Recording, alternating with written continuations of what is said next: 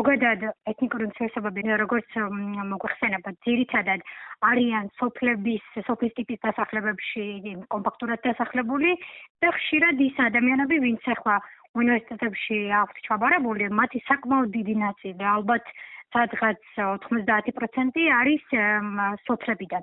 შესაბამისად, და იმ ადამიანებს მაგალითად თბილისში არანაირი დარჩენის და რაღაცის საშუალება არ აქვთ, არც ოჯახის სახლი აქვთ და ასე შემდეგ. შესაბამისად, უწევთ ქირით ცხოვრება და ხშირ შემთხვევაში იქიდან გამომდინარე, რომ სოფლებში ეს ეკონომიკური მდგომარეობა რა მაშიც არის, რა სიძღვჭირაც არის ზოგადად სოფლებში, რეგიონებში, ეგ ძალიან კარგად ვიცით. ხშირ შემთხვევაში ოჯახებს არ შეუძლიათ უკვე ჩაბარების შემდგომ შვილისთვის დახმარების გაწევა, ხო?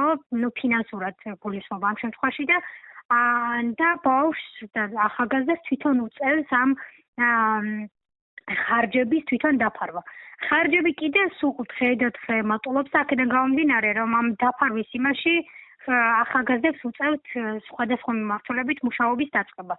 ძალიან ბევრი სტუდენტი დღეს ახლა ვისთანაც მე შეხება მაქვს, საკმაოდ დიდია მათი რაოდენობა, რომელიც უბრალოდ გარკვეული პერიოდით ამბობენ, რომ მიტოვებული აქვთ.